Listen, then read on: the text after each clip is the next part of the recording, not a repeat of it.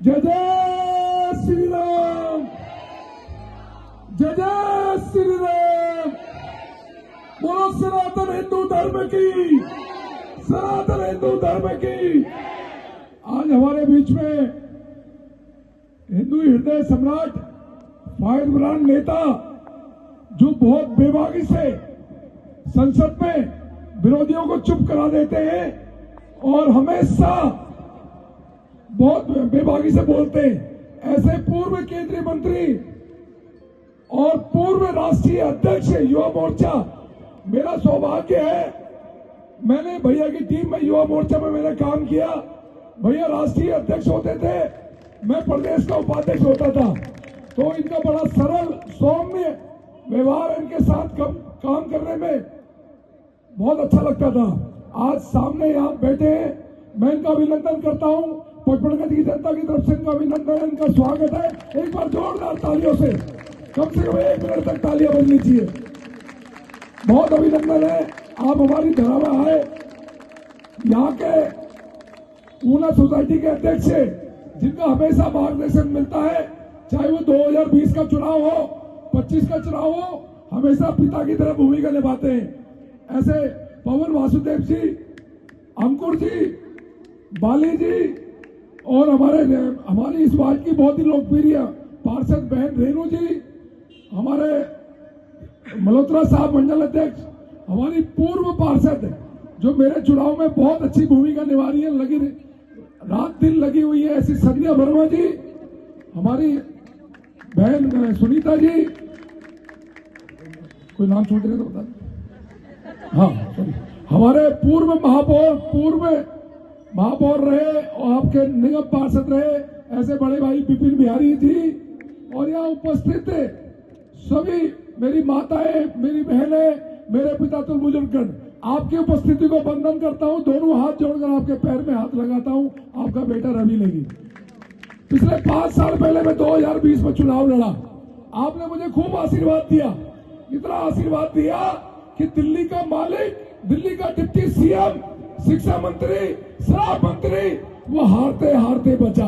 और उसका हार कितनी, वो जीत तो गया, पर वो मेरे हार के चर्चे उसके जीत से ज्यादा थे, आपको पता होगा। और वो इतने बड़े चर्चे थे कि 5 साल तक वो क्षेत्र में नजर नहीं आया, और जब 2025 का चुनाव आया तो सीट छोड़ के भाग गया और भगोड़ा घोषित हो गया। ये वही व्यक्ति है जिनको 12 साल पहले आपने सत्ता में बैठाया, पर 12 साल में जो दिल्ली की बदहालत और पचमढ़गंज की जो बदहालत इन्होंने करी, वो सब लोग जानते हैं। आज दिल्ली में साफ पीने का पानी नहीं है, सोसाइटी में हम रहते हैं, पर आज गंदा पानी हमारे घरों में आता है। सीवर सारे ओवरफ्लो है, चारों तरफ गंदगी का आलम है, कूड़े के ढेर लगे हुए। जिस कूड़े को, पहाड़ को खत्म करने के लिए 2 साल पहले सत्ता में आया, आज कूड़े के पहाड़ वैसे के वैसे ही है, चारों तरफ गंदगी का आलम है, भ्रष्टाचार चरम सीमा में। आप सोचिए, जब कोरोना काल में आप लोगों को राशन की जरूरत थी, आपको वैक्सीन की जरूरत थी, मोदी जी वैक्सीन का व्यवस्था कर रहे थे, राशन की व्यवस्था कर रहे थे, पर केजरीवाल 56 करोड़ का शीश महल बना रहा था और देख रहा था कि 2 करोड़ के पर्दे लगेंगे या 3 करोड़ की टाइल लगेंगी। जब हमारे घरों में एक वक्त की रोटी के लिए हम मोहताज थे, कोरोना काल में हम डरते थे, उस टाइम शराब मंत्री मनीष सिसोदिया शराब की पॉलिसी बना रहा था। आप सोचिए किस तरह के लोग हैं दिल्ली में। लोग कोरोना काल में दाने दाने के लिए मोहताज थे। एक जना शीश महल बना रहा था और एक शराब की दलाली खा रहा था। आप सोचिए, सत्ता में इन लोगों को बैठाया। आज जब आप लोगों को इनकी जरूरत थी, पर किसी दिन भी सिसोदिया क्षेत्र में नहीं आया। क्या आया सिसोदिया कभी क्षेत्र में? कभी आपने देखा? इसने आपसे वादा किया था कि मैं पचमढ़गंज में नए स्कूल बनाऊंगा।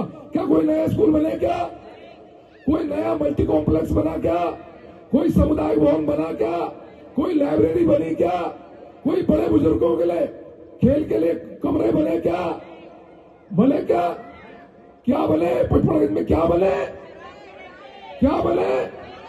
और उनमें क्या मिला? एक बोतल के साथ 3 बोतल फ्री। जिस व्यक्ति को देश का जिस व्यक्ति को दिल्ली का शिक्षा मंत्री बनाया, पहली बार हुआ देश के इतिहास में जो आदमी शिक्षा मंत्री था जिसने किताब देने की बात करी थी बच्चों को, और उसने बच्चों के हाथ में एक हाथ में किताब पकड़ाई और दूसरे हाथ में बोतल पकड़ा दी। इससे बड़ा दुर्भाग्य कुछ नहीं होगा। मैं इतना निवेदन करता हूं, नरेंद्र मोदी जी के अगुवाई में आज हम चुनाव लड़ रहे हैं। विकास की एक नई गाथा दिल्ली तैयार है उसको करने के लिए। दिल्ली 12 साल से दिल्ली तराई माम कर रही है। आप जिस दिल्ली में हमें गर्व होता था, जिस दिल्ली दिल वालों की कही जाती थी, पर आज 12 सालों में दिल्ली की इतनी बदहाली हुई कि हमें अब शर्म आती है, हमें बोलने में भी शर्म आती है कि हम दिल्ली में रहते हैं, जहां सांस लेने में भी आपातकाल है। आप बताइए, आज सांस लेना भी दुभर हो गया है, पानी गंदे हैं, सीवर ओवरफ्लो है, हम चंद्रयान तक पहुंच गए, हम टॉप 5 अर्थव्यवस्था है पूरे भारत में, पूरे विश्व में। पर दिल्ली का दुर्भाग्य है, दिल्ली के लोग आज भी पानी के लिए तरस रहे हैं, दिल्ली के लोग आज भी सीवर के लिए तरस रहे हैं। आप सोचिए किस तरह की दिल्ली इन्होंने बनाई, चारों तरफ गड्ढों का आलम, चारों आधे से ज्यादा मंत्री शराब की दलाली में जेल, जिसका मुख्यमंत्री शराब की दलाली में जेल, जिसका डिप्टी सीएम जेल में, जिसका स्वास्थ्य मंत्री जेल में, जिसके दर्जनों मंत्रियों के ऊपर छेड़छाड़ के आरोप, रेप के आरोप। क्या ऐसे लोग चाहिए दिल्ली में? क्या ऐसे लोग चाहिए? आपको याद करना चाहिए, पुराना भी याद करें, 2020 में जो दंगे कराए थे, दंगों का भी अभी जख्म भरा नहीं है। 2020 में याद है किसी को दंगे हुए थे? याद है किसी को? जाफराबाद में जो दंगे कराए थे उसमें ताहिर हुसैन इन्हीं का आदमी था। और आपको बता दूं, ये आतिशी मालिना वही है जिसने अफजल गुरु जिसको फांसी देती थी, उसको क्षमा याचिका के लिए इसके माँ बाप सबसे पहले सुप्रीम कोर्ट में गए उसकी क्षमा याचिका रोकने गए। ये सेम का विषय है, सेम का विषय है। जिस अफजल गुरु ने संसद में हमला किया, जो आरोपी था, जिसका फांसी तय थी, पर ये आतिशी मान लेना, ये वहां इसके माँ बाप जाते हैं और वो फांसी में रोक लगाने के लिए अपील दायर करते हैं। हमें पहचानना होगा, जब जवाहरलाल नेहरू यूनिवर्सिटी में भारत तेरे टुकड़े होंगे इंशाअल्लाह जब लगते हैं नारे, तो उन लोगों के ऊपर कार्रवाई करने के लिए 4 साल तक फाइल सिसोदी केजरीवाल रोकता है। अभी हमने 26 जनवरी का पर्व मनाया बड़ी धूमधाम से। आपको याद दिला दूं, 26 जनवरी के टाइम आज से 6 साल पहले 26 जनवरी को भी रोकने का काम किसी ने किया था, तो इस केजरीवाल ने किया था। ये कम्युनिस्ट लोग हैं, देश विरोधी लोग हैं। और 26 जनवरी के पावन पर्व को हम कल मना रहे थे। आपको ये भी याद दिला दूं, हमारे सेना के जवान सर्जिकल स्ट्राइक करके पाकिस्तान में आते हैं, वहां के लोगों को घर में मार के घुस के मारते। पूरा विश्व आइडेंटिफाई करता है कि ये हुआ है, पर दिल्ली का ये मालिक जो बैठा है ये कहता है सर्जिकल स्ट्राइक का सबूत लाओ, एयर स्ट्राइक का सबूत लाओ। क्या ऐसे लोगों को सत्ता में लाना चाहिए क्या, जो हमारी सेना का अपमान करते? लाना चाहिए क्या? जो दिल्ली में दंगे कराए लाना चाहिए क्या? जो शराब के ठेके खोले दिल्ली में लाना चाहिए क्या उन लोगों को? जो मौलानाओं को 18,000 रुपए दे और मंदिर के पुजारियों को 1 रुपया ना दे, क्या ऐसे लोगों को लाना चाहिए क्या? आज मोदी जी सबका साथ, सबका विश्वास, सबका विकास लेकर चल रहे। जो देश में जो स्कीम आती है वो सब लोगों को, जब जवाहरलाल नेहरू यूनिवर्सिटी में भारत तेरे टुकड़े होंगे इंशाअल्लाह जब लगते हैं नारे, तो उन लोगों के ऊपर कार्रवाई करने के लिए 4 साल तक फाइल सिसोदी केजरीवाल रोकता है। अभी हमने 26 जनवरी का पर्व मनाया बड़ी धूमधाम से।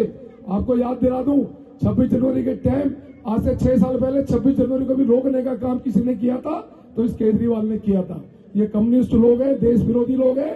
और 26 जनवरी के पावन पर्व को हम कल मना रहे थे।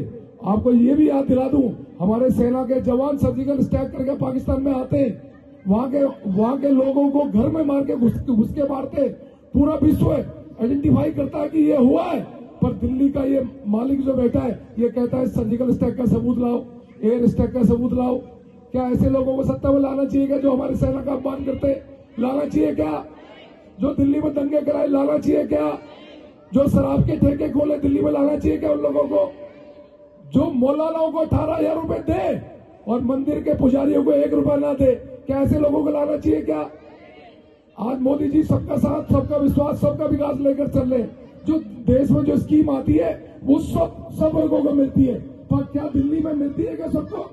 राम मंदिर का विरोध करते हो, कहते हो यूनिवर्सिटी बना दो, पर दिल्ली में 100 करोड़ का हज हाउस बनाते हो। ये कौन सी दोहरी नीति है? तो ये सोचने का विषय है। और मोदी जी ने कह दिया है जिस दिन दिल्ली में भाजपा की सरकार आएगी, डबल इंजन की सरकार होगी, उस दिन महिला सम्मान निधि 2500 रुपए बहनों के खाते में महिला सम्मान निधि आएगी। ये मोदी जी का वादा है। और मोदी जी ने कहा है कि 70 साल वालों की पेंशन, बहुत सारे 70 साल के बुजुर्ग यहाँ बैठे हुए हैं, उनकी पेंशन के लिए कहा है कि 2500 से 3000 पेंशन होगी और 60 साल वालों की पेंशन 2000 से लेकर 2500 पहुंचेगी। और जो पिछले 10 सालों से जो दिल्ली में पेंशन बंद है, उस पेंशन को पहली कैबिनेट की बैठक में खोला जाएगा। और 70 साल वालों के लिए 10 लाख रुपए का मुफ्त इलाज, ओपीडी फ्री, और हर परिवार के हर व्यक्ति को 10 लाख का इलाज मुफ्त मिलेगा। दिल्ली में गरीब लोगों के लिए उन्होंने कहा होली दीपावली में 2 सिलेंडर मुफ्त मिलेंगे। ये मोदी जी की गारंटी है। और मोदी जी ने कहा है गरीब बच्चों के लिए केजी से लेकर पीजी तक मुफ्त पढ़ाई होगी, मुफ्त पढ़ाई। ये मोदी जी की गारंटी है। जब मित्रों मोदी जी इतनी गारंटी दे रहे, क्या ऐसे फिर भी हमें ऐसे लोग चुनने चाहिए क्या? तो आप सब लोग अपने बेटे को आशीर्वाद दें। अच्छा सच बताना, 5 साल 2020 में मैं चुनाव हारा और 25 तक मैं कितनी बार आया हूँ आपके यहाँ? गिनती है आपको? कितनी बार आया हूँ? बहुत बार आया हूँ, आपके बीच में आया हूँ ना। तो इस बेटे को इतना आशीर्वाद दे दो कि 5 तारीख को कमल खिले और 8 तारीख के बाद आपके घरों में साफ पानी आए। और जब पवन वासुदेव जी जो लड़ाई लड़ रहे हैं आपकी सीवर की, पहली बार देख रहा है मुझे कि सोसाइटी के भी सीवर जाम है। चलो कॉलोनी के तो होते थे, पर सोसाइटियों के भी सीवर जाम हो गए। आप सोचो क्या दिल्ली, अगर 5 साल और रह गए ना ये लोग, तो दिल्ली दलदल में फंस जाएगी और दलदल में सब फंस जाएंगे।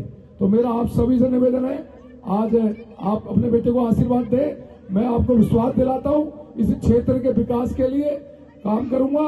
निगम पार्षद के तौर पर विनोद नगर के कई लोग यहाँ पे आए हैं, ऊना सोसाइटी के उधर के वाले। मेरा स्टाइल पता आपको काम करने का, मैं जो कहता हूँ वो करता हूँ। मैंने अपने पार्कों में गुंडागर्दी खत्म करी, तो यहाँ भी करूंगा। मैंने सारे हिंदू त्योहारों में अपनी दुकानें बंद करता हूँ मीट की, तो यहाँ भी करूंगा।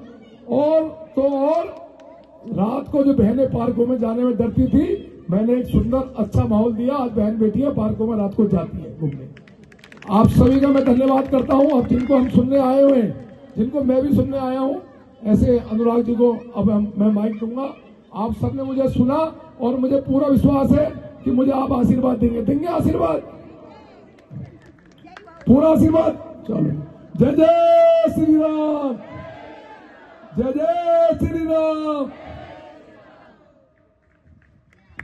बहुत बहुत धन्यवाद रवि नेगी जी, जो ऊर्जा आपने भरी। जोरदार तालियां बजनी चाहिए। ये फोटो जो डुओ की फोटो है, ये अपने आप में एक फायर ब्रांड फोटो बनेगी, ऐसा हमें विश्वास है। और मैं रवि जी से अनुरोध करूंगा कि यहाँ उपस्थित सभी लोगों का संबोधन करें।